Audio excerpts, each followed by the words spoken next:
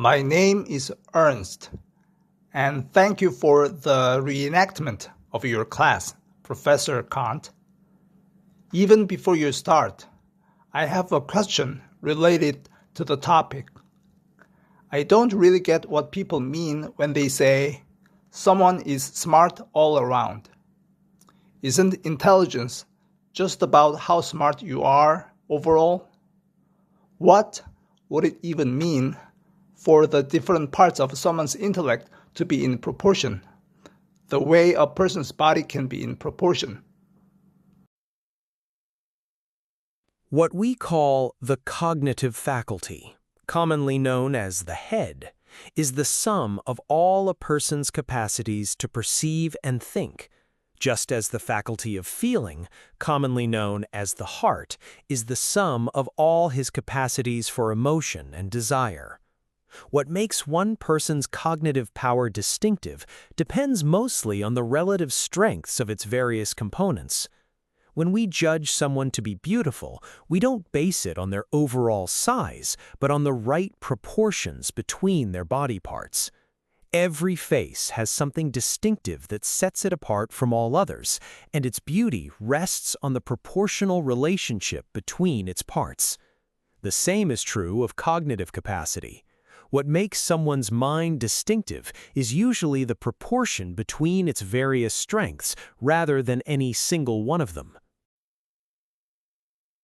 But surely, if I could just have more of one thing, more ingenuity, say, wouldn't that simply make me smarter overall? Not quite. People often complain about lacking ingenuity, but if someone were to gain more ingenuity, they would also need a proportionally higher capacity to understand things.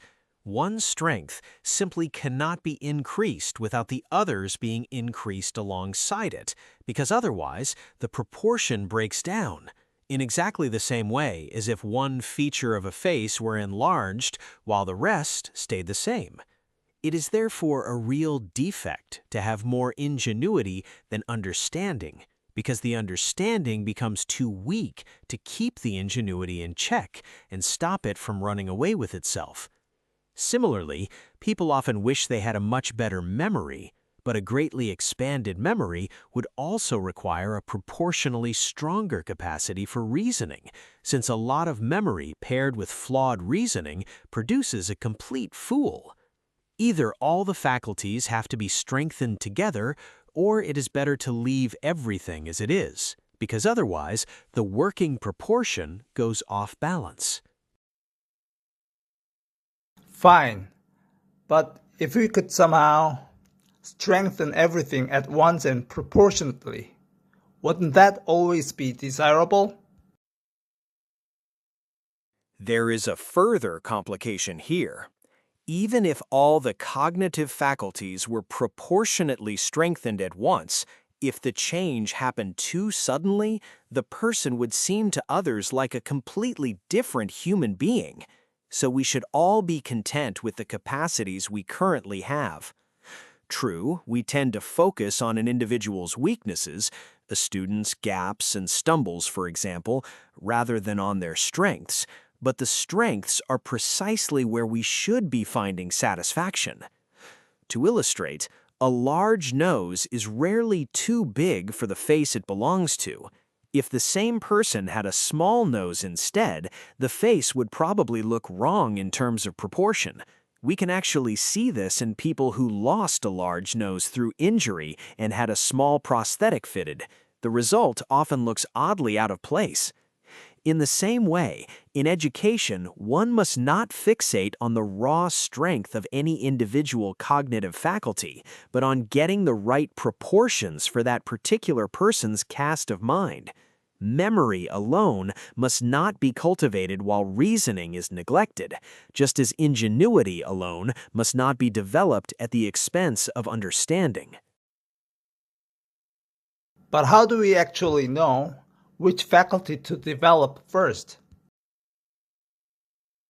In practice, working out exactly how to do this is difficult. but we can at least see the general shape of how it should go. Memory should be cultivated first so that the faculties of reasoning and understanding have actual subject matter to work with.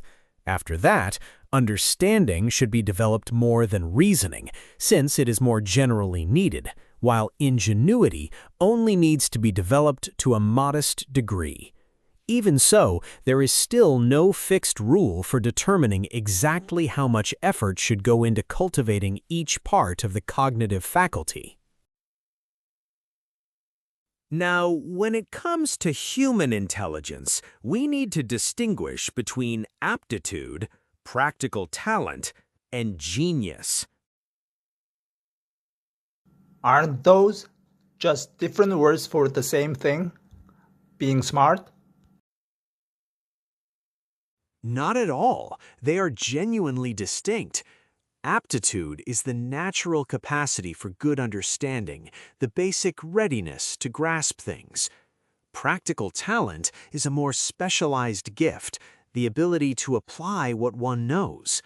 With aptitude, you develop your own mind. With practical talent, you put things to work in the world.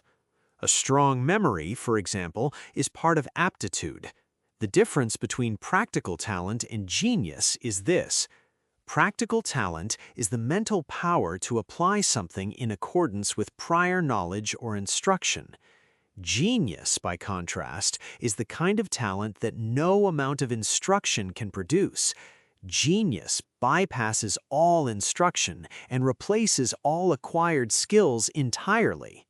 Everything that belongs to genius is innate, which makes it the direct opposite of learned skill. A skilled piece of work is the product of education and practice. Genius, however, is the natural gift for producing things without relying on any existing guidance or rules. It is free from them, precisely because it does not depend on them at all. Couldn't someone just ignore all the rules and claim to be a genius? This temptation is real, and it is worth addressing directly. This is precisely why people who are not geniuses but want to be taken as such tend to simply abandon the rules, hoping this will give them a reputation for genius.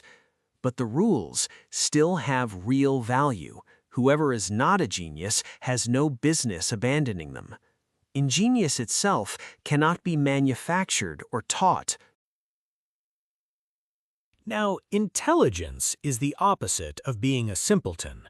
It includes the ability to think independently, which in turn requires both a sound capacity for conceptual understanding and a sound capacity for reasoning.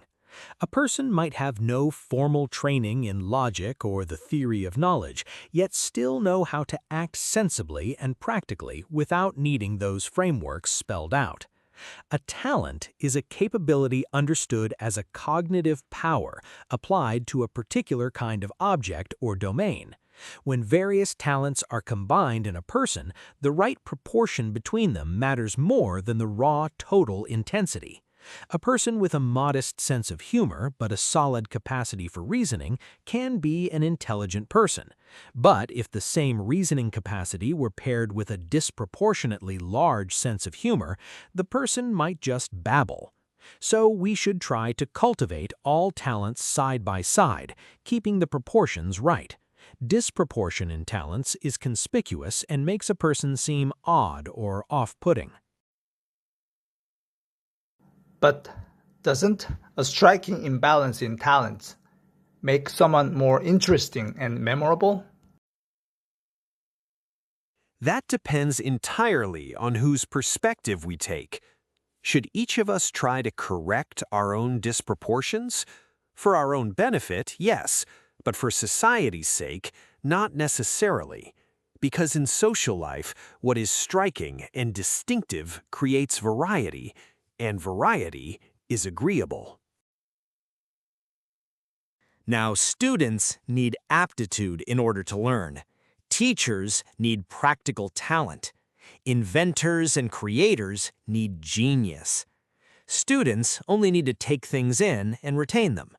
Teachers, however, must already know how to present what they have learned in the way that gets it into students' heads most effectively. Many teachers are excellent students, but poor teachers, meaning they just teach the way they were taught, reproducing the material as they received it. Isn't that enough? As long as the content is accurate? No, and here is why. A good teacher must do more than relay the body of knowledge as it appears in books. They must convey the spirit of the discipline. They need insight into the discipline's foundational principles, not just to know them, but to be able to organize their knowledge around the nature of the discipline and deploy it as the circumstances require. Now, cognitive talents come in many different varieties: analytical, memorizational, linguistic, philosophical, mathematical, pictorial, and so on. Being excellent in one of them doesn't automatically make you excellent in all of them, because the kinds of cognition each one requires are quite different from one another. Someone who has a high degree of all of them is what we call a polymath. But anyone who seriously applies himself to a field of knowledge can develop a comprehensive perspective within it fairly quickly. The key is to see any field of knowledge in terms of its overarching principles, to understand how everything within it connects to a principal purpose. This is what we might call the architectonic talent, and it is the source of all systematic disciplines. Does nature and experience determine in which fields of study or arts a human being finds passion? We do indeed find our passions through nature and experience, but we are also prone to kidding ourselves or others about how many genuine passions we actually have. We often like a field of knowledge merely because of how it looks from the outside, without really knowing what is inside it. A superficial mind, someone who knows the title of everything but nothing of the actual content, can easily look like a polymath, but isn't one. French scholars tend toward this. Bernard de Fontenelle, for example, was widely held to be among the top polymaths, though what he was actually gifted at was just making everything seem agreeable and easy. Michelangelo, Galileo Galilei, and Newton were all geniuses. Michelangelo of the creative type, the others of the intellectual type. But even for geniuses, what looks effortless now was not always effortless in the making. Rousseau himself said that the plays he considered his best also demanded of him an especially great deal of diligence. Leibniz is renowned as a great polymath, but actually, Leonardo da Vinci seems to have been the greatest polymath of all. He founded a school of painting in Italy, was accomplished across all the arts, had working knowledge of every science, and was completely in command of himself. Painter, poet, sculptor, musician, fashionable in appearance, candid in character, and more. Indeed, when he was already close to death and heard that the king was coming to visit him, he summoned up enough presence that he barely seemed weak at all. By the way, memorizational talent requires concentration and sustained attention. Analytical talent requires knowledge of logic, a strong capacity to conceptualize things, and, when it comes to evaluating artworks, knowledge of aesthetics as well. Surely anyone who genuinely enjoys a painting has a valid critical opinion of it? This is a common assumption, but it does not hold up. A good art critic is not someone who simply has a feeling of beauty but cannot give any reason for it beyond that sensation and personal pleasure. What we call genius is then an exceptional talent that cannot be acquired through any amount of labor or practice. A lack of practical talent can actually be made up for through habit and sustained practice. But genius is nevertheless clearly distinguishable from anything that practice can produce. Natural talent differs from ordinary talent not so much in magnitude as in its qualitative nature. It consists in originality.